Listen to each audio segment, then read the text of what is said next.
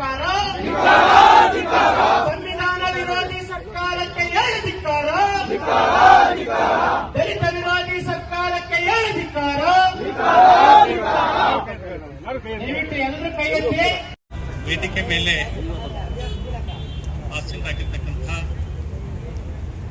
ಮಾಜಿ ವಿಧಾನಸಭೆಯ ಉಪ ಅಧ್ಯಕ್ಷರಾಗಿರ್ತಕ್ಕಂಥ ಕೃಷ್ಣಾರೆಡ್ಡಿ ಅವರೇ ಹಾಗೂ ದಲಿತ ಹಿಂದುಳಿದ ಅಲ್ಪಸಂಖ್ಯಾತರ ಹಾಗೂ ಪ್ರಗತಿಪರ ಸಂಘಟನೆ ಒಕ್ಕೂಟ ಅಧ್ಯಕ್ಷ ಆಗಿರ್ತಕ್ಕಂಥ ಸ್ವಾಮಿ ಅವರೇ ಹಾಗೂ ಬೇರೆ ಸಂಘ ಸಂಸ್ಥೆಗಳಿಂದ ವೇದಿಕೆ ಮೇಲೆ ಆಸೀನರಾಗಿರ್ತಕ್ಕಂಥ ಎಲ್ಲ ನಾಯಕರುಗಳೇ, ವಿಶೇಷವಾಗಿ ಇವತ್ತಿನ ದಿವಸ ಚಿಂತಾಮಣಿ ಪಟ್ಟಣದಿಂದ ನೂರಾರು ಜನ ಬಿಸಿಲು ಬಹಳ ಖೇದವಾಗಿದೆ. 36 ಡಿಗ್ರಿ ಉಷ್ಣತೆ. ಈ ಶಾಮಿಯಾನ ಕೆಳಗಡೆ ಕೂತ್ಕೊಂಡಾಗ ಬರ್ಸೋದಕ್ಕೆ ಆಗೋದಿಲ್ಲ. ನೀವು ಮುಂಜಾನೆಯಿಂದ ಇಲ್ಲಿವರೆಗೆ ನಿಮ್ಮ ಕಾಲ್ನಡಿಗೆ ಜಾಥವನ್ನ ಪೊಲೀಸ್ ಅಧಿಕಾರಿಗಳು ನನಗೆ ಕೇಳಿದ ಹಾಗೆ ಜಿಲ್ಲೆ ಉಸ್ತುವಾರಿ ಸಚಿವರು ನಿರ್ದೇಶನದ ಮೇರೆಗೆ ಎಚ್ ಕ್ರಾಸ್ ನಲ್ಲಿ ಇದೇ ತಿಂಗಳು 14ನೇ ತಾರೀಕು ಕಾಲ್ನಡಿಗೆ ಜಾಥವನ್ನು ಮುಂದುವರ್ಸಕ್ಕೆ ಬಿಡದೇನೆ ಇವತ್ತು ನೀವು ಬಸ್ಗಳಲ್ಲಿ ನೂರಾರು ಜನ ಇಲ್ಲಿ ಆಗಮಿಸಿ ಒಂದು ಪ್ರತಿಭಟನಾ ಮೆರವಣಿಗೆಯನ್ನ ಮಾಡೋದಕ್ಕೆ ಇಲ್ಲೆಲ್ಲ ಬಂದಿದ್ದೀರಿ. ಭಾರತ ದೇಶ ಸಂಸದೀಯ ಪ್ರಜಾಪ್ರಭುತ್ವ ರಾಷ್ಟ್ರ. ಇದು ಪ್ರಸ್ತಾವನೆಯಲ್ಲಿ ಈಗಾಗಲೇ ಬೋಧನೆಯನ್ನ ಮಾಡಿದಾಗ ನೀವು ಎಲ್ಲ ತಿಳ್ಕೊಂಡಿರ್ತೀರಿ. ಪ್ರಪಂಚದಲ್ಲೇನೆ ಭಾರತ ದೇಶದ ಸಂವಿಧಾನ ಬಹಳ ಪ್ರಜ್ವಲವಾಗಿರ್ತಕ್ಕಂಥದ್ದು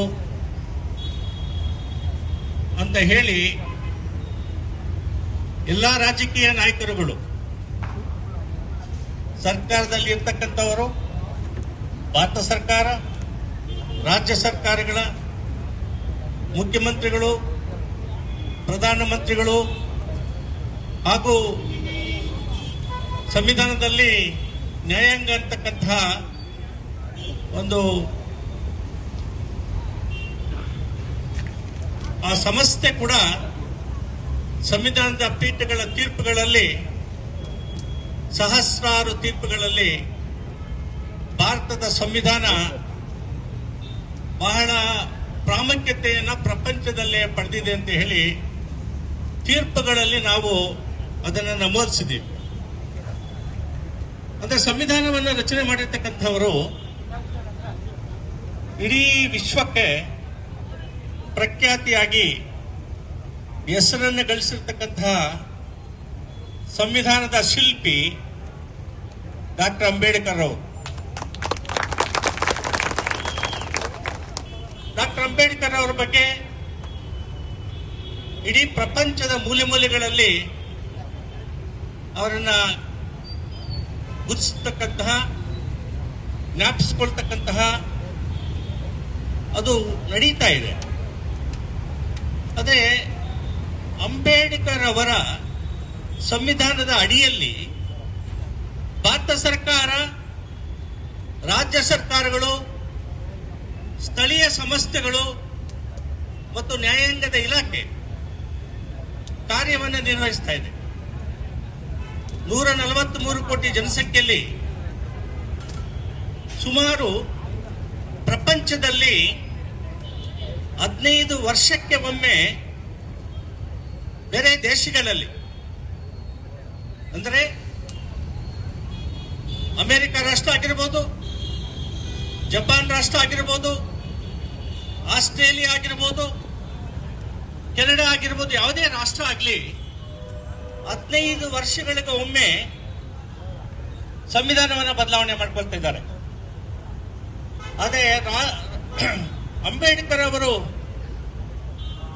ಆ ಸಂವಿಧಾನದ ಸಮಿತಿಯ ಅಧ್ಯಕ್ಷರಾಗಿರ್ತಕ್ಕಂತಹ ಸಂವಿಧಾನದ ಶಿಲ್ಪಿ, ಮಹಾನ್ ವ್ಯಕ್ತಿ, ನ್ಯಾಯಶಾಸ್ತ್ರಜ್ಞ, ರಾಜಕೀಯ ಮುತ್ಸದ್ದಿ. ಅವರ ಕೊಡುಗೆ ಬಹಳ ಅಪಾರವಾಗಿರ್ತಕ್ಕಂಥದ್ದು. ಪ್ರಸ್ತಾವನೆಯಲ್ಲಿ ನಮೂದನೆ ಮಾಡಿದ್ದು ನಮಗೆಲ್ಲ ಬೋಧಿಸಿದ್ರು. ನ್ಯಾಯ ಕೊಡ್ತಕ್ಕಂಥದ್ದು ಎಂತ ನ್ಯಾಯ? ಸಾಮಾಜಿಕ ನ್ಯಾಯ, ಆರ್ಥಿಕ ನ್ಯಾಯ, ರಾಜಕೀಯ ನ್ಯಾಯವನ್ನ ದೇಶದ ಸಮಸ್ತ ಜನರಿಗೆಲ್ಲರೂ ಕೂಡ ನೀಡಬೇಕು ಅಂತ ಹೇಳಿ ಪ್ರಶಂಸನೆ ಮಾಡಿದ್ದಾರೆ. ಆ ದಿಶೆಯಲ್ಲಿ ಇವತ್ತಿನ ದಿವಸ ರೈತರ ಮಕ್ಕಳು, ಕಾರ್ಮಿಕರ ಮಕ್ಕಳು, ದಲಿತರ ಮಕ್ಕಳಿಗೆ ಎಲ್ಲರಿಗೂ ಕೂಡ ಸರಿಯಾದ ಅವಕಾಶಗಳು ಸಿಕ್ಕಲಿಲ್ಲ. ಸಹಸ್ರಾರು ವರ್ಷಗಳಲ್ಲಿ ಶೋಷಣೆಗೊಳಪಟ್ಟಿದ್ದಾರೆ ಅವರು. ಆ ದಲಿತ ಸಮುದಾಯದ ಜನರು ಯಾರು ಗ್ರಾಮೀಣ ಪ್ರದೇಶದಲ್ಲಿ ದಲಿತರ ಮಕ್ಕಳು, ದಲಿತರು ಅಂತ ಹೇಳಕ್ಕೆ ನನಗೆ ನಾಚಿಕೆ ಆಗ್ತದೆ. ಇದು ನಾಗರಿಕ ಸಮಾಜದ ವ್ಯವಸ್ಥೆಯಲ್ಲಿ ಶೋಷಣೆಗೆ ಒಳಪಟ್ಟು ಅಂಬೇಡ್ಕರ್ ಅವರ ಆ ಸಮುದಾಯದಿಂದ ಬೇರೆ ಮತಕ್ಕೆ ಬದಲಾವಣೆ ಆಗತಕ್ಕಂತ ಒಂದು ವ್ಯವಸ್ಥೆ ನಿರ್ಮಾಣ ಆಗಿದೆ ನಮ್ಮ ದೇಶದಲ್ಲಿ. ನಾಚಿಕೆಗೆ ಅವರು ನಮಗೆ ಕೊಟ್ಟಿರ್ತಕ್ಕಂತಹ ಈ ಸಂವಿಧಾನದ ಅಡಿಯಲ್ಲಿ ಚುನಾವಣೆಗಳು ನಡೀತವೆ. ಚುನಾವಣಾ ಸಂಸ್ಥೆಯನ್ನ ಹುಟ್ಟಾಕೊಳ್ತೀವಿ. ಅದು ಸಾಂವಿಧಾನಿಕವಾಗಿ ಹೆಚ್ಚು ಕ್ರಾಸು ಬರುವವರಿಗೆ ಕಾನೂನಿನ ಸುವ್ಯವಸ್ಥೆ ಸರಿಯಿತಾ? ಹೆಚ್ಚು ಕ್ರಾಸ್ನಲ್ಲಿ ಕಾನೂನಿನ ವ್ಯವಸ್ಥೆ ಸುವ್ಯವಸ್ಥೆ ಆಗೋಗ್ಬಿಡ್ತಾ? ಏನಾಯ್ತದು? ಯಾಕೆ ನೀನು ಆ ರೀತಿ ಹೇಳ್ತಾ ಇದೀಯಪ್ಪ? ಯಾರಿದಕ್ಕೆ ಕಾರಣ? ನಮ್ಮ ಮಾಜಿ ಡೆಪ್ಯೂಟಿ ಸ್ಪೀಕರ್ ಅವರು ಹೇಳ್ತಾ ಇದ್ದಾರೆ. ಇದು ಡೆಪ್ಯೂಟಿ ಸೂಪರಿಂಟೆಂಡೆಂಟ್ ಆಫ್ ಪೊಲೀಸ್ ಅವರ ಹೇಳಿರ್ತಕ್ಕಂಥದ್ದು. ಅಂದ್ರೆ ಪ್ರತಿಯೊಬ್ಬ ಅಧಿಕಾರಿ, ಪ್ರಧಾನಮಂತ್ರಿ, ಮುಖ್ಯಮಂತ್ರಿಗಳು, ಮಂತ್ರಿಗಳು, ನ್ಯಾಯಾಧೀಶರು, ಮುಖ್ಯ ನ್ಯಾಯಮೂರ್ತಿ ಇವರೆಲ್ಲರೂ ಕೂಡ ಸಂವಿಧಾನದ 4 ಬೌಂಡ್ರೀಸ್ ನಲ್ಲಿ ಕೆಲಸ ಮಾಡಬೇಕಾಗಿದೆ. ಕಾನೂನನ್ನು ಮೀರಿ ಯಾರೋ ಪ್ರಚೋದನೆಗೆ, ಮಂತ್ರಿ ಪ್ರಚೋದನೆ ಅಂತ ಹೇಳ್ತಾರೆ, ನನಗೆ ಗೊತ್ತಿಲ್ಲ. ನಿಜವಾಗಲೂ ಮಂತ್ರಿ ಪ್ರಚೋದನೆ ಇದ್ರೆ ಅವರು ಸಂವಿಧಾನದ ಅಡಿಯಲ್ಲಿ ಮಂತ್ರಿಯಾಗಿ ಒಂದು ಪ್ರಮಾಣ ವಚನ ಮಾಡಿದ್ರಲ್ಲ, ಆ ಸಂವಿಧಾನ ಪ್ರಮಾಣ ವಚನ ಫಾರಂ ಮಾಡಿರ್ತಕ್ಕಂಥದ್ದು ಕೂಡ ಅಂಬೇಡ್ಕರ್ ಅವರೇ. ಅಂದ್ರೆ ನಿನ್ನ ಪ್ರಮಾಣ ವಚನ ಕೂಡ ನೀನು ಉಲ್ಲಂಘನೆ ಮಾಡ್ತಾ ಇದೀಯ. ಅಧಿಕಾರಿ ಕೂಡ ಸಂವಿಧಾನದ ಒಳಗಡೆ ಕೆಲಸವನ್ನು ನಿರ್ವಹಿಸಬೇಕಾಗ್ತದೆ. ನಾಳೆ ಬೆಳಗ್ಗೆ ಈ ಡಿವೈಎಸ್ಪಿಗೆ ಆ ಮಂತ್ರಿ ಇಲ್ದಿದ್ರೆ ಅದನ್ನ ಅಧಿಕಾರಿಯಾಗಿ ಕೆಲಸ ಮಾಡ್ಬೇಕಲ್ಲ. ಸಹೋದ್ಯೋಗಿಗಳು ಇಲ್ಲಿದ್ದಾರೆ, ಐಬಿನವರು ರಿಪೋರ್ಟ್ ಕೊಡಲಿ ಅಂತ ನಾನು ಈ ಮಾತನ್ನು ಹೇಳ್ತಾ ಇದ್ದೀನಿ. ಆ ಮಂತ್ರಿಗೆ, ಆ ಅಧಿಕಾರಿಗೆ ನೀನು ಅಲ್ಲಿ ನಿಲ್ಲಿಸ್ದಪ್ಪ. ಅಲ್ಲಿ ನಿಲ್ಲಿಸಿದ ಮೇಲೆ ಫ್ರೀಡಂ ಪಾರ್ಕ್ ಬರೋದಕ್ಕೆ ನಿಲ್ಸಕ್ಕಾಗ್ತದ? ನೀವು ನಿಲ್ಸಕ್ಕಾಯ್ತಾ? ನಿಲ್ಲಿಸ್ತೀರಾ ನೀವು? ಚರಿತ್ರೆ ಈ ದೇಶದಲ್ಲಿದೆ. ಪ್ರಧಾನಮಂತ್ರಿಗಳನ್ನ ಸೋಲಿಸಿರ್ತಕ್ಕಂಥ ಚರಿತ್ರೆ ಇದೆ. ಮುಖ್ಯಮಂತ್ರಿಗಳನ್ನು ಸೋಲಿಸಿರ್ತಕ್ಕಂಥದ್ದು ಚರಿತ್ರೆ ಇದೆ. ಅಧಿಕಾರದ ವ್ಯಾಪ್ತಿ ಮೇಲೆ ಕೆಲಸವನ್ನು ನಿರ್ವಹಿಸುವಾಗ ಅವರನ್ನ ನಾಳೆ ಬೆಳಗ್ಗೆ ಕರ್ತವ್ಯ ಲೋಪ ಮಾಡಿದ್ದಾರೆ ಡಿವೈಎಸ್ಪಿ ಅಂತ ಹೇಳಿ ವಿಚಾರಣೆ ಮಾಡಿದ ಮೇಲೆ ಲೋಕಾಯುಕ್ತ ಅವರಾಗಲಿ ಅಥವಾ ಹೋಮ್ ಡಿಪಾರ್ಟ್ಮೆಂಟ್ ಅವರಾಗಲಿ, ಡಿಜಿಪಿ ಅವರು ಕೂಡ ಬಹಳ ಒಳ್ಳೆಯವರು ಅಂತ ನನ್ನ ಗಮನಕ್ಕೆ ಬಂದಿದೆ.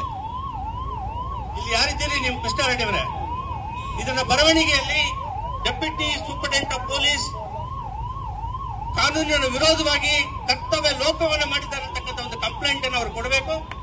ಪೊಲೀಸ್ ಗ್ರೀವೆನ್ಸ್ ಕಮಿಟಿ ಅಂತ ಹೊಂದಿದೆ. ಆ ಪೊಲೀಸ್ ಗ್ರೀವೆನ್ಸ್ ಕಮಿಟಿಗೆ ನಿವೃತ್ತ ನ್ಯಾಯಮೂರ್ತಿ ಅವರು ಚೇರ್ಮನ್ ಆಗಿದ್ದಾರೆ, ನಮ್ಮ ಶ್ರೀಧರಂ ಅಂತ ಇದ್ದಾರೆ. ಅವ್ರಿಗೆ ಅರ್ಜಿ ಕೊಡಿ. ಅದರ ಪ್ರಕಾರ ಡಿಸಿಪ್ಲಿನರಿ ಪ್ರೊಸೀಡಿಂಗ್ಸ್ ಈ ಸಂದರ್ಭದಲ್ಲಿ ನಾವು ಬೇಡಿಕೆ ಇಡಬೇಕಾಗಿದೆ. ಅವ್ರ ಮೇಲೆ ಡಿಸಿಪ್ಲಿನರಿ ಪ್ರೊಸೀಡಿಂಗ್ಸ್ ನಡೆಯಬೇಕು ಅಂತಕ್ಕಂಥ ಬೇಡಿಕೆ ಈ ಪುತ್ಥಳಿ ಅನಾವರಣ ಮಾಡೋದ್ರ ಜೊತೆಗೆ ಇದೆ. ಆದ್ರಿಂದ ಅಧಿಕಾರಿಗಳು ಅವರ ಅಧಿಕಾರದ ವ್ಯಾಪ್ತಿ ಒಳಗಡೆ ಕೆಲಸ ಮಾಡಬೇಕಾಗಿದೆ. ಅದೇ ರೀತಿ ಮಂತ್ರಿಗಳು ಕೂಡ ಅವರು ಮಂತ್ರಿಗಳಾಗಲಿ, ಮುಖ್ಯಮಂತ್ರಿ ಆಗಲಿ ಅಥವಾ ಮುಖ್ಯ ನ್ಯಾಯಮೂರ್ತಿಗಳಾಗಲಿ, ನ್ಯಾಯಾಧೀಶರಾಗಲಿ, ಪ್ರತಿಯೊಬ್ಬರಿಗೂ ಕೂಡ ಕಾನೂನು ಪ್ರಕಾರ ಕೆಲಸವನ್ನು ನಿರ್ವಹಿಸಬೇಕಾಗಿದೆ. ಆ ರೀತಿ ಮಾಡಲಿಲ್ಲ ಅಂದ್ರೆ ಜನರು ಬುದ್ಧಿ ಕಲಿಸ್ತಾರೆ ಅಂತಕ್ಕಂಥದ್ದನ್ನ ಈ ಸಂದರ್ಭದಲ್ಲಿ ಹೇಳ ಬಯಸುತ್ತಿದ್ದೇನೆ. ನೀವು ಸ್ವಲ್ಪ ಚುರುಕಾಗಬೇಕಾಗಿದೆ. ನೀವು ಜನರು ನಿಮಗೋಸ್ಕರ ಇರ್ತಕ್ಕಂಥದ್ದು ಸಂವಿಧಾನ, ನಿಮಗೋಸ್ಕರ ಸಂವಿಧಾನವನ್ನು ಕೊಟ್ಟಿದ್ದಾರೆ. ನಿಮ್ಮ ಹಕ್ಕುಗಳನ್ನು ಸಂರಕ್ಷಣೆ ಮಾಡ್ಕೊಳ್ತಕ್ಕಂಥದ್ದು ನಿಮ್ಮ ಕೈಯಲ್ಲಿದೆ. ಅಂಬೇಡ್ಕರ್ಗೆ ಈ ರೀತಿ ಅವಮಾನ ಮಾಡ್ತಿದ್ದಾರೆ ಅಂತ ಹೇಳಿದ್ರೆ ನಾಳೆ ಬೆಳಗ್ಗೆ ನಿಮಗೆ ಇಲ್ಲಿ ಜೀವನ ಮಾಡಕ್ಕೆ ಬಿಡದೆ ಇರ್ತಕ್ಕಂತಹ ರಾಜಕಾರಣಿಗಳಾಗಲಿ ಅಧಿಕಾರಿಗಳಾಗಲಿ ಇದ್ರೆ ಅದನ್ನ ಸಂರಕ್ಷಣೆ ಮಾಡ್ಕೊಳ್ತಕ್ಕಂಥ ಜವಾಬ್ದಾರಿ ನಿಮ್ಮಲ್ಲಿದೆ. ನೀವು ಇದನ್ನ ಇಡೀ ರಾಜ್ಯದ ಉದ್ದಕ್ಕೂ ದೇಶದ ಉದ್ದಕ್ಕೂ ಕೂಡ ಪತ್ರಿಕೆಯವರು ಇದೆಲ್ಲ ಬರೆದರೆ, ಟಿವಿಯಲ್ಲಿ ಬಂದ್ರೆ ಇವರ ಗೊತ್ತಾಗುತ್ತೆ. ಆದ್ರಿಂದ ನೀವು ನಾಳೆಯಿಂದ ನಿಮ್ಮ ಗ್ರಾಮ ಪಂಚಾಯತಿಯಲ್ಲಿ, ನಿಮ್ಮ ಊರುಗಳಲ್ಲಿ, ಸರ್ಕಾರಿ ಶಾಲೆಯ ಆವರಣದಲ್ಲಿ ಸಂವಿಧಾನದ ಶಿಲ್ಪಿ ಅಂಬೇಡ್ಕರ್ ಅವರ ಪುತ್ಥಳಿಯನ್ನು ಅನಾವರಣೆ ಮಾಡಬೇಕು ಅಂತ ಹೇಳಿ ನೀವೆಲ್ಲರೂ ಕೂಡ ಪ್ರತಿ ದಿವಸ 2 ಗಂಟೆ ಗ್ರಾಮ ಪಂಚಾಯತಿ ಮುಂದೆ ನಿಂತ್ಕೋಬೇಕಾಗಿದೆ, ಧರಣಿ ಮಾಡಬೇಕಾಗಿದೆ. ನೋಡೋಣ. ಆಮೇಲೆ ನಾನು ತಿಳ್ಕೊಂಡಿದ್ದೀನಿ ರಾಕೇಶ್ ಅವರು ಸರಿಯಾಗಿ ಬ್ರೀಫ್ ಮಾಡ್ತೀನಿ ಚೀಫ್ ಮಿನಿಸ್ಟರ್ಗೆ ಮತ್ತು ಮಹಾದೇವಪ್ಪನವ್ರಿಗೆ ಅಂತ. ನಾನು ಮಾತಾಡ್ತೀನಿ, ಮಹಾದೇವಪ್ಪನವ್ರಿಗೆ ಇವತ್ತು ಮಾತಾಡ್ತೀನಿ, ಚೀಫ್ ಮಿನಿಸ್ಟರ್ಗೂ ಮಾತಾಡ್ತೀನಿ. ಇಷ್ಟು ವಿಷಯವನ್ನೇ ಹೇಳಿ ಸರ್ವೇ ಸಾಮಾನ್ಯವಾಗಿ ನಿವೃತ್ತ ಸುಪ್ರೀಂ ಕೋರ್ಟ್ ನ್ಯಾಯಮೂರ್ತಿ ಆಗಲಿ, ಹೈಕೋರ್ಟ್ ನ್ಯಾಯಮೂರ್ತಿಗಳಾಗಲಿ ಇಂಥ ಸಮಾರಂಭಗಳಿಗೆ ಬರುವುದಿಲ್ಲ. ಆದ್ರೆ ಪ್ರೋಟೋಕಾಲ್ ಏನಿಲ್ಲ, ಪ್ರಕಾರದಿಲ್ಲ, ಯಾವ ಕೆಲಸಕ್ಕಾದ ಪ್ರೋಟೋಕಾಲ್. ನನ್ನ ಪ್ರಕಾರ ಜನರಿಗೆ ಎಲ್ಲಿ ಕಷ್ಟ ಕಾರ್ಪಣ್ಯಗಳಿರ್ತಾವೋ, ಎಲ್ಲಿ ಸಂವಿಧಾನಕ್ಕೆ ಅವಮಾನ ಆಗ್ತದೋ, ಎಲ್ಲಿ ಅಂಬೇಡ್ಕರ್ ಅವರಿಗೆ ಅವಮಾನ ಆಗೋ ರೀತಿಯಲ್ಲಿ ನಡ್ಕೊಳ್ತಾರೋ ಅವರ ಮೇಲೆ ನಾನು ಮಾತಾಡ್ತಕ್ಕಂಥದ್ದು ಪ್ರತಿ ಸಭೆಯಲ್ಲಿ ಕೂಡ ನಾನು ಮಾತಾಡ್ತೀನಿ. ಇಲ್ಲಿಗೆ ಮುಗಿಯುವುದಿಲ್ಲ. ಇಡೀ ಪ್ರತಿಯೊಂದು ರಾಜ್ಯಕ್ಕೆ ನಾನು ಹೋಗ್ತೀನಿ, ಸಮಾರಂಭಗಳಿಗೆ ನಾನು ಹೋಗ್ತೀನಿ, ಜನರ ಸಂಕಷ್ಟಗಳಲ್ಲಿ ಭಾಗಿಯಾಗ್ತೀನಿ. ನ್ಯಾಯಾಲಯದಲ್ಲಿ ನ್ಯಾಯಮೂರ್ತಿ ಆಗಿದ್ದಾಗ ಜನಪರ ತೀರ್ಪುಗಳನ್ನು ನೀಡಿದ್ದೀನಿ. ನಿವೃತ್ತಿ ಆದ ಮೇಲೆ ಮನೆಯಲ್ಲಿ ಕೂತ್ಕೊಂಡು ರೆಸ್ಟ್ ತಗೊಳ್ತಿಲ್ಲ, ನಾನು ರೆಸ್ಟ್ ತಗೊಳ್ಳಲ್ಲ. ನಾನು ನಿಮ್ಮ ಪರ ಇರ್ತೀನಿ. ಎಲ್ಲಿ ಅನ್ಯಾಯ ಆಗಿದೆಯೋ, ಎಲ್ಲಿ ಶೋಷಣೆ ನಡೀತದೋ, ಎಲ್ಲಿ ಸಂವಿಧಾನಕ್ಕೆ ಅವಮಾನ ಆಗ್ತದೋ, ಮಾನವೀಯ ಮೌಲ್ಯಗಳನ್ನು ಉಲ್ಲಂಘನೆ ಮಾಡ್ತಾರೋ, ಎಲ್ಲಿ ಅಧಿಕಾರಿಗಳು ದುರುಪಯೋಗ ಮಾಡಿಸ್ಕೊಳ್ತಾರೋ, ಎಲ್ಲಿ ಮಂತ್ರಿಗಳು ಸರಿಯಾದ ಸಂವಿಧಾನ ವಿರೋಧವಾಗಿ ನಡ್ಕೊಳ್ತಾರೋ ಅವರ ಮೇಲೆ ಎಲ್ಲ ಕೂಡ ನನ್ನ ವಿರೋಧ ಇದೆ ಅಂತಕ್ಕಂಥದ್ದನ್ನು ಈ ಸಂದರ್ಭದಲ್ಲಿ ಹೇಳ್ತಾ, ಮತ್ತೊಮ್ಮೆ ನಾನು ಕಳಕಳಿಯಿಂದ ಮುಖ್ಯಮಂತ್ರಿಗಳನ್ನ, ಹೋಮ್ ಮಂತ್ರಿಗಳನ್ನ ವಿನಂತಿಸುತ್ತಿದ್ದೇನೆ. ನಾನು ವಿನಂತಿ ಅಂತ ಹೇಳ್ತಕ್ಕಂಥ ಪದ ಹೇಳಲ್ಲ, ಡಿಮ್ಯಾಂಡ್ ಮಾಡ್ತಿದ್ದೀನಿ. I am demanding with the chief minister, home minister ಹೇಳ್ತೇನೆ, ಸಿದ್ದರಾಮಯ್ಯನವರು ಕೂಡ ಖಂಡಿತವಾಗಲೂ ನಿಮ್ಮ ಅನಿಸಿಕೆಗಳನ್ನು ಅವರಿಗೆ ತಿಳಿಸ್ತೀನಿ ಅಂತಕ್ಕಂಥ ಈ ಸಂದರ್ಭದಲ್ಲಿ ಹೇಳಿ ಬಯಸ್ತಿದ್ದೇನೆ. ನಮ್ಮ ಪತ್ರಕರ್ತರ ಮಿತ್ರರು ಇದನ್ನ ಇಲ್ಲಿದ್ರೆ ಅದನ್ನ ನಿಮ್ಮ ಪತ್ರಿಕೆಗಳಲ್ಲಿ ಪ್ರಕಟಣೆ ಮಾಡಬೇಕು. ಮತ್ತು ಈ ಟೆಲಿವಿಷನ್ ಅವರಿದ್ರು ಕೂಡ ಇದನ್ನ ವಿಷಯವನ್ನ ಹೇಳಬೇಕಾಗಿದೆ ಅಂತ ಹೇಳ್ತೀನಿ. ಒಂದು ಅರ್ಥ ಮಾಡ್ಕೋಬೇಕಾಗಿದೆ, ಏನಂತ ಹೇಳಿದ್ರೆ ಸಂಸದೀಯ ಪ್ರಜಾಪ್ರಭುತ್ವ ಅಂದರೆ ಜನರಿಗಾಗಿ, ಜನರಿಂದ, ಜನರಿಗೋಸ್ಕರ ಇರ್ತಕ್ಕಂಥದ್ದು ಪ್ರಜಾಪ್ರಭುತ್ವ. ನೀವೆಲ್ಲರೂ ಕೂಡ ಆ ಸರ್ಕಾರಿ ಹೈಯರ್ ಪ್ರೈಮರಿ ಸ್ಕೂಲ್ ಅಲ್ಲಿ ನಮ್ಮ ಸಂವಿಧಾನದ ಶಿಲ್ಪಿ ಅಂಬೇಡ್ಕರ್ ಅವರ ಪುತ್ಥಳಿಯನ್ನ ಅಲ್ಲಿ ಸ್ಥಾಪನೆ ಮಾಡಬೇಕು ಅಂತ ಹೇಳಿ ನಿಮ್ಮ ಅಭಿಲಾಷೆ, ಅದನ್ನು ಈಡೇರಿಸತಕ್ಕಂಥ ಜವಾಬ್ದಾರಿ ಅಧಿಕಾರಿಗಳು ಮತ್ತು ರಾಜಕಾರಣಿಗಳ ಮೇಲೆ ಇದೆ ಅಂತಕ್ಕಂಥ ವಿಚಾರವನ್ನು ಈ ಸಂದರ್ಭದಲ್ಲಿ ಹೇಳ ಬಯಸುತ್ತಿದ್ದೇನೆ. ಒಂದು ಮಾತನ್ನು ಹೇಳ್ತಿದ್ದೇನೆ, ಪ್ರಜಾಪ್ರಭುತ್ವ ಲಕ್ಷಣ, ಪ್ರಜಾಪ್ರಭುತ್ವದ ವ್ಯವಸ್ಥೆಯಲ್ಲಿ ಸಂವಿಧಾನದ ಅಡಿಯಲ್ಲಿ ಶಾಸಕಾಂಗ ಹೆಚ್ಚಲ್ಲ, ಕಾರ್ಯಾಂಗ ಹೆಚ್ಚಲ್ಲ, ನ್ಯಾಯಾಂಗ ಕೂಡ ಹೆಚ್ಚಲ್ಲ. ಜನರು ನೀವಿದ್ದೀರಿಲ್ಲ, ನೀವು ಸಾರ್ವಭೌಮರು. ನೀವು ಹೇಳಿದಾಗೆ ಸರ್ಕಾರಗಳು ರಚನೆ ಆಗಬೇಕು, ಪ್ರತಿನಿಧಿಗಳನ್ನ ಆರಿಸಬೇಕು, ಸರ್ಕಾರಗಳ ರಚನೆ ಆಗಬೇಕು, ಸಂವಿಧಾನದ ಮೂಲತತ್ವ ತಾತ್ಪರ್ಯಗಳನ್ನು ಅನುಷ್ಠಾನಕ್ಕೆ ತರಬೇಕು. ಇದು ನಿಮಗಿರ್ತಕ್ಕಂಥ ಶಕ್ತಿ, ಜನರಿಗಿರ್ತಕ್ಕಂಥ ಶಕ್ತಿ. ಅದು ಮುಖ್ಯಮಂತ್ರಿಗಾಗಲಿ, ಪ್ರಧಾನಮಂತ್ರಿಗಾಗಲಿ, ಶಾಸಕರಿಗಾಗಲಿ, ಮುಖ್ಯ ಕಾರ್ಯದರ್ಶಿಗಳಿಗಾಗಲಿ ಇರ್ತಕ್ಕಂಥ ಅಧಿಕಾರ ಇಲ್ಲ. ಜನರಿಗಿರ್ತಕ್ಕಂಥದ್ದು ಅಂತ ಹೇಳಿ ಸರ್ವೋಚ್ಚ ನ್ಯಾಯಾಲಯ ಸಂವಿಧಾನದ ಪೀಠಗಳಲ್ಲಿ ನಾವು ಒತ್ತಿ ಹೇಳಿದ್ದೀವಿ. ಈ ದೇಶದ 143 ಕೋಟಿ ಜನಸಂಖ್ಯೆ ಸಾರ್ವಭೌಮರು ಅಂತ ಹೇಳ್ತಾ ಇದ್ದೀನಿ. ಆದ್ರಿಂದ ಯಾರ ಅಧಿಕಾರಿಯಲ್ಲಿ ಬಂದಿದ್ದಾರೆ ನಿಮ್ಮ ಮನವಿಯನ್ನು ತೆಗೆದುಕೊಂಡು ಅವ್ರಿಗೆ ಗಮನಕ್ಕೆ ತರುವುದಕ್ಕೆ ಸೋಷಿಯಲ್ ವೆಲ್ಫೇರ್ ಕಮಿಷನರ್ ಯಾರು ಬಂದಿದ್ದಾರೆ, ಮಹಾದೇವಪ್ಪಗೂ ಹೇಳ್ಬೇಕಾಗಿದೆ, ಮುಖ್ಯಮಂತ್ರಿಗೂ ಹೇಳ್ಬೇಕಾಗಿದೆ.